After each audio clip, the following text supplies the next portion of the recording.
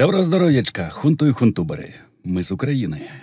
Выходные – отличное время для подведения итогов недели, чем сегодня и займемся. Краткое содержание этой серии. Приехал Конек, что там у деда, и малозамеченные события Забугорья и Запоребрика. Фоном покажу отчетные фотки и видосы, и комментарии из-под ваших донатов, и самые яркие фотожабы, что попались в сети. Первым делом давайте вспомним предтечу Бучи – Грузию. Символичное и черное 08-08-08. Когда много кто из нас не сильно задумался. Я и сам только испугался. Да они там в конец но понимания, что мы следующие, не было. Вернее, логика говорила, стучала в висок, но эмоционально, сколько же вместе? История же, Пушкин, Тургенев, да, Лермонтов. Сколько всего было вместе и сколько было этих сколько. Но факт. И вспомним Ющенко, который сорвался и полетел в Тбилиси, потому что он понимал. Наверное, потому что был слабый и безвольный. И вспомним наш парламент, многие из которых и поныне с мандатами. Мощный и волевой, но который не смог. Кстати, про парламент. Я сейчас покажу ускоренное видео, на котором отчетливо видна очередь из наших фур на пропускном пункте на таможне с нашей стороны. И задаю вопрос. Очень дорогие наши депутаты, а вы ничего не хотите сделать с этой очередью? Вам не муляет глаз, что только на этом пропускном пункте очередь тянется на 25, медленно уточню, 25 километров? Вам не муляет глаз то, что у нас пустой бюджет, а торговать с Европой вы не даете, обирая, уверен, ибо зачем такая очередь, каждую машину? Со стороны Польши очереди нет. А еще со стороны Польши есть перехватывающий паркинг, душ и гостиница для водителей. А со стороны Украины им приходится стоять неделями просто в лесу, заставляя попутный поток легковушек выезжать навстречку, тем самым создавая аварийные ситуации круглосуточно и, подозреваю, круглогодично. Вы таким образом чей бюджет пополняете? Украины или тех людей, которые на таможне собирают для вас откаты? Вам ничего карман не жмет? Вы точно уверены, что эта очередь не приедет под ВР и не устроит вам вырванные годы? Точно уверены, что вам никто не подправит форму носа за этот беспредел? Я не знаю. Это вы пока Дункан и Маклауты, но так будет не всегда, уверяю.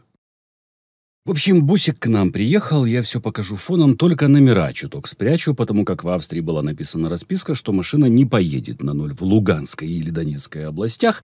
Не знаю, зачем им понадобился такой документ, но он был выписан. Машина не планируется в те регионы, так что все честно. Регион чье он севернее. Но номера спрячу от греха и нервных глаз подальше. Хоть они и временные, и транзитные.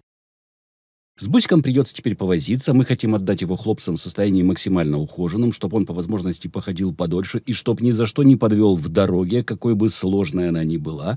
Так что не только резина будет новая, но и покрасим, и уже мастера крутятся вокруг него, откручивая, прикручивая, подкручивая, заливая хорошее и сливая плохое. Это Каравелла, 2002 год, 2,5 литра, дизель, привод полный, есть принудительная блокировка заднего моста, куча посадочных мест, кондиционер, выбаста, зонная регулировка обдува по салону, стеклянные фары, вы купили для нуля отличную штукенцию. Теперь наша задача довести ее до ума, чтоб не было стыдно и опасно. Чем мы занимаемся теперь? А знаете, сколько стоили на него транзитные номера на 3 дня, чтобы выехать из Австрии своим ходом? Почти 300 евро, а? Кто переведет в гривны и в донаты? Сколько это? 300 евро. Тут гадалки не ходи. Без донатов эта покупка и теперь ремонтные работы были бы невозможны. И только благодаря вашей финансовой поддержке возможна вообще любая волонтерская работа. У волонтеров, как и у государства, нет своих денег, не считая кредитов, времени, сорванных нервов и прочего. Волонтеры оперируют вашими донатами. Потому я и говорю, что Пенс не волонтер. Волонтеры – вы. Команда Пенса – распорядители, администраторы, водители, распихиватели и подпихиватели, если хотите. А волонтеры – все вы, все, кто шлет донаты. Что-то я разошелся не на шутку, вдохновлен просто очень сильно, потому что могу часами вам про вас рассказывать. Но надо возвращаться к событиям недели. А про Бусик буду еще рассказывать в роликах по ходу работ. Я вам еще про людей расскажу, потому что те люди, которые к работе над Бусиком подключились, просто огненные молодцы. Сейчас просто упомяну, что благотворительный фонд «Лео» и его основатель Андрей Еремчук внесли колоссальную лепту во все наши события. Ссылку на страницу фонда ВФБ покладу в первый комментарий. Знакомьтесь. Удивительные люди и удивительные руководители. Я потом расскажу в подробностях и с фотками, а пока вернемся к рыхлой федерации, потому как ни крути, а чтобы спать спокойно, нужно хотя бы приблизительно понимать, а что там у них на Лепрозории. ЖКХ дорожает, за дискредитацию сажают, леса горят, Димусик Медведев все так же пьет и его выташнивает в Твиттер. Да купи его уже, Илон Маск, заблокируй нам их всех. И воруют, воруют, воруют. На заводах почти никого не увольняют, но предлагают выплаты за добровольное увольнение. Новые добровольческие батальоны для турпоездок в Украину формируют, вербуют пакетированное мясо всяко через фонд занятости, в туберкулезном, в колониях. Из хорошего солдатушки удачи, поехав домой, прихватили с собой не только стиралки. На вокзале Екатеринбурга задержали чувака за то, что пытался провести 5 ножей, 4 противопехотные гранаты и запалы. Причем организм рюхал что к чему, запрятал в термос и сверху залил сгущенкой. Ну, желаю побольше таких, да пожнут они бурю, как говорится.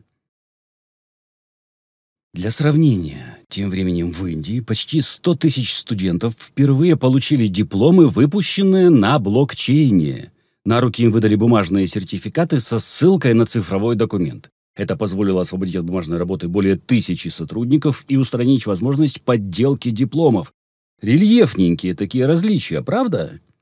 В теме «Воруют вот соседи» намечается грандиозный попил на лекарственном суверенитете, который будет стоить от 200 миллиардов рублей. Как обычно, речь идет о достижении почти полной независимости от зарубежных производителей лекарств и переход к экспорту своих препаратов. Экспортировать они разве что новичок могут, и то не факт, так как оборудование импортное, да и с базой для производства тоже не исключено, что тоже. Аналитики ожидали, что в течение 5 лет начнется обновление воздушного флота, то есть разбирать суда на запчасти для тех, кто еще потенциально способны летать. Но бравые ребятушки решили не тянуть и уже прямо сейчас занялись этим богоугодным делом. Развернуться есть где. 15% аэрофлота крепко заякорены на земле. У других дела еще хуже, износ выше в разы. И это до них не доехали запчасти из Ирана. Я даже боюсь представить, как это будет потом летать. А вот как падать? Очень даже могу. Оно же все тяжелее воздуха, как завещал один ихний задорный юморист. И это на фоне того, что из санкций исключили такие обслуживания и запчасти для самолетов. Дырок, чтобы сбежать подальше от родных березок, а потом в одноклассничках и инсте плакать за ними, остается все меньше. Вот тамошние туроператоры фиксируют всплеск бронированной на осенне-зимний сезон в Таиланд. Количество с начала года выросло в 10-12 раз. Сейчас они продаются тысячами.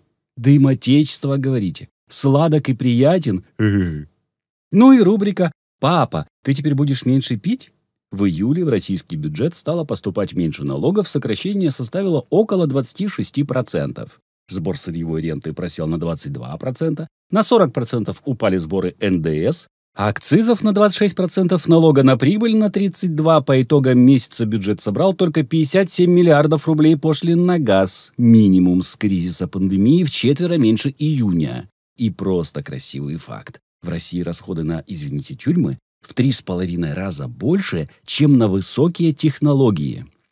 А еще в ФСБшники можно пойти не только сразу после вуза, но и сразу после техникума.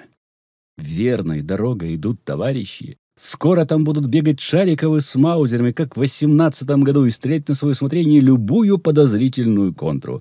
Москва-Швея, еще парочка. Ну и теперь можно к нашим, как бы так помягче, ладно, не баранам, но делам их і деміургам. В українських освітніх програмах заборонять російські джерела інформації. Відповідний законопроект номер 7633 зареєстровано у ВР 4 липня. Весьма оригинально, свежо, по-новаторски, страуса не пугать в вольере полбетонный. Славно в это дело вмазались голосята, но забрызгало и ЕС, и слуг, и даже немного майбахов с бабюлинами, не считая разного самовыдвижного сброда. А, к примеру, если белорусские источники будут транслировать российские нарративы, то норм? Можно учить? Ух, вы же мои узколобики! Запретить и не пущать. Оно ж завсегда привычнее, чем заниматься реформой образованием населения, развивая среди прочих чеснот критическое мышление. Но если народ начнет мыслить, то кто же вас изберет? Да, дилемка. Міністр культури та інформаційної політики Олександр Ткаченко заявив, що єдиний телемарафон триватиме до перемоги. Ну, тогда за квартал можно не переживать. Эфиром они обеспечены. Как и куча разной пакостной мерзости журналистики, которая самое лучшее, что умеет, это каждые 3 минуты, как рекламную паузу, картинно восклицать «Слава Украине, героям слава!» и аккуратно носить вышиваночки. Цензура очень понравилась ОПЕ, единоголосное словословие славно так щекочет рейтинги и самолюбие. Ну-ну. Успехов вам в закапывании традиционных медиа. Чем дольше будет оболванивающий славофон имени Бонавтика, тем больше думающая аудитория будет уходить в альтернативные каналы, соцсети и YouTube. Интересно, как скоро у нас обезьяничают статус иноагента? Ведь хочется, ой, как же им хочется, чтобы был пул правильных пропагандонов вроде Попова, Скобеевой, Симонян, Журавлева, Соловьева, но только в вышиванках и щирую мовою, плюс Арестович, конечно, который пока не президент, но очень хочется, и всех остальных. Продажных наймытов империализма и иноагентов. Надо будет себе, к слову, поглядеть, что там за гной ужас творится на марафоне. С середины марта не смотрел, потому что очень уже от них тошнило. Власть решила взяться за Игоря Смешко, обвиняя того, что в случае бегства Зеленского он должен был стать гауляйтером Украины. Ну, начнем с того, что этого персонажа поддерживал Ахметов, как и многих других. Это больше похоже на зачистку оппозиции, начали с мелких, таких как Смешко. Я не знаю, чем и каким образом, но он стабильно получал свои 4-8% от жаждателей сильной руки у себя пониже поясницы и попадал в рейтинги. А с таким обвинением скоро можно будет прижать любого Разумкова и докатиться до обвинений «он просто не любил Бубочку». Вот так, потихоньку, незаметно, под правильными и красивыми лозунгами выстраивается очередной культ очередной недоличности. При том, что прилетело это от Мосейчук. Хотя изначально это довольно слабенькие основания. Доказывать намерение и злой умысел достаточно непросто, и тут хороший адвокат может вдоволь порезвиться в этих допущениях, подтвержденных косвенными уликами. Но все равно, это все больше начинает попахивать Вышинским и Ко. Но посмотрим на фактаж, потому что за порохом бегали, а теперь не знают, как те 100 дел тихо слить, чтоб не быть посмешищем вечно. Хотя и отрицать необходимость очистки исполнительной, законодательной, судебной и прочих служб от представителей пятой колонны бессмысленно. Но лекарь, излечись сам, вроде тоже не я придумал. Рубрика «Красиво жить не запретишь». Надеюсь, слышали, как аннулировали диппаспорта 225 нардепам одним махом? И там в списке много непонятного. Почти поголовно слуги, включая верхушку. Досталось и экс-рейгам, пофиг в какую они нынче масть. Бабьюлиным чутка открыла и ЕС с голосятами, но Порошенко там нет в списках, которые были опубликованы. Как и большие части костяка ЕС. Конечно, дальше все чистой воды сплетни. Но как конспирология мне очень понравилось. Причина достаточно банальна. Эпикурейство, до которого наши зеленоватые из хамов паны весьма охочи. Когда в очередной раз офис решил напакостить мелко ЕСУ, то те показали офисным несколько видосиков, из которых видно невооруженным взглядом, что депутаты большинства промежду хлопотами о спасении Родины, вдали от этой самой Родины, позволяют себе еще и почти парламентские каникулы, зависнуть где-нибудь на лазурке на пару дней для более ровного загара, прошвырнуться по бутикам мировых столиц моды, подвиснуть в клубешниках на любой вкус и кошелек. В общем, не верноподданные, а сплошные мерзавцы. Удивительно, да? В общем, пакость сорвалась, а зло на кого-то ж надо было согнать. Так что 2 хмыря, один из терриконов свободной бомбезиане, один из Киева, собирались напасть на, загибайте пальцы, премьера, министра обороны и Антошу Геращенко. Последнего только непонятно даже теоретически, на кой ляд. Кто им будет так оперативно сливать настолько точно с фото- и видеофиксацией все места прилетов? Ну ладно, пусть Геращенко будет той кошкой из анекдота про прием в Ку-Клус-Клан. Представляете, терминаторов? 2 хмыря. Причем подозреваю, что киевский — это подсадная утка против целой своры охраны. А он тоже еще и цельный арсенал есть, включая пулеметы. Еще при Авакове поперенаграждал сам себя. Заявлять об этом вслух? Ну, не знаю. Все это напоминает еще один анекдот. Вообще, и сама новость такая же. Врезается в стену сарая старый кукурузник, 2 кума сидят на солнышке один другому. Яка страна, такие теракты. Вот так и с покушениями. Ну и завершим обфукивание происходящего международочкой. Хотя и тут не обойтись без лепрозория. Флешмоб по очищению территории ЕС продолжается. Бельгия, Дания, Латвия, Литва, Эстония, Чехия, Словакия, Болгария, Словения на неопределенное время остановили выдачу туристических виз России. Еще прикрутили фонтан щедрости Мальта, Нидерланды и Норвегия. А еще в конце августа главы МИДов стран Евросоюза соберутся и будут решать с этими облико аморали. Что с ними делать дальше вообще? Теперь обратимся к русским братьям навек, китайцам. Китайский импорт в Россию упал на 23% с начала года, утверждает Европейский Центробанк. Со странами ЕС товарооборот сократился на 45%, с США на 85%, с Британией на 86%, но, несмотря на это, на российском авторынке китайские машины постепенно вытесняют остальных. Июльский рейтинг самых популярных кроссоверов в РФ возглавил Джили. Кому война, кому бизнес надо делать. Но одно можно сказать точно. Теперь уйти китайцев с локального рынка будет сложно. Лет через 5 клиент переориентируется, сервисы будут лучше знать болячки китайцев, чем европейцев. Еще можно отправлять заупокойную для ВАЗа, УАЗа, ГАЗа и прочих. Даже попавшие через серые каналы китайские европейцы уже не сделают погоду. Плюс китайцы открывают свои сборочные площадки в России и в Белоруссии. Немного им смогут составить конкуренцию праворуки из Японии. С мая импорт подержанных авто увеличился в 3 раза. Еще Китай выступил против внесения своего вассала, России, в список стран-спонсоров тероризма. Росія відіграє активну та конструктивну роль у боротьбі з загрозою тероризму. Підтримали Москву у Пекіні і додали, що США висунули проти Росії зловмисні, хибні звинувачення. Заметил интересное. Слушая дипломатическую риторику китайцев и северокорейцев, примерно в тех же выражениях пенилась и советская пропагандипломатия. И сейчас выдает российская пресс-алкаше Захарова. А еще лысая бошка из ООН, не Бензия, так его кажется, и подохлый Чуркин. Вот вам еще один маркер неевропейскости России. Улыбнула еще. Китай призывает все страны заключить общий договор о неприменении ядерного оружия первыми. Пусть сначала своего хомяка Пхеньянского призовут миротворцы Мамкины, да и сами перестанут кидаться баллистическими ракетами. А вот и первые шаги Інтермаріума подоспели. І тут снова не ми, а нас. У місті Клайпеда відкривають повноцінну українську школу. Тепер із початком нового навчального року у Литві українські діти зможуть відвідувати цей навчальний заклад 5 разів на тиждень. Вот еще Польша потянется с Латвией. И украинцам можно будет быть не только в Украине или Канаде. Рубрика «Вот такі байрактарчики, малята». 5 турецьких банків розпочали надавати послуги з обслуговування російської платіжної системи МІР. Про це пише агентство Bloomberg. Президент Турции Таyyip Эрдоган заявил, что Турция и Россия подписали дорожную карту по экономическому сотрудничеству, намерены довести товарооборот до $100 миллиардов. Простым языком, Москва через Турцию будет тащить всю запрещенку, а Эрдогану плевать на санкции. Плюс у одного весьма умного человека еще подслушал мысль, что турки собираются под видом азербайджанского газа барыжить в Европу российский. Тем более, что выбили из Путина некислую скидку. Не знаю, больше не слышал, но звучит вполне реалистично, с оглядкой на всю византийскую многовекторность турок. Плюс поставка всей санкционки от сумок Гуччи до талосовских тепловизоров, так что оборот в 100 ярдов вполне реальная сумма. Еще из забавного услышал от зазаборных источников, которым вполне можно в принципе доверять.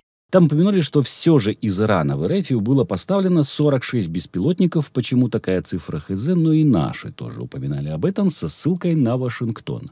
А почему эта новость попала в байрактарчики? Есть очень большое подозрение, что эти дроны были плодом ирано-турецкого очень близкого сотрудничества. Вот такая фигня, маляточки. Не только же в Украине байрактары хотят завод построить. Они смотрят глобально. И не только они. Раз уж все против всех, то почему бы на этом не подзаработать? Нежданчик недели или «Ой, а шо такое?» На полях Финляндии некому собрать 2 миллиона килограмм клубники. Финны ее собирать отказываются, а сезонных рабочих невозможно найти. Ранее 70% сезонных рабочих на уборку ягод приезжали из Украины. Канцлер Германии Олаф Шольц заявил, что с трудом себе представляет прекращение выдачи шенгенских виз для россиян.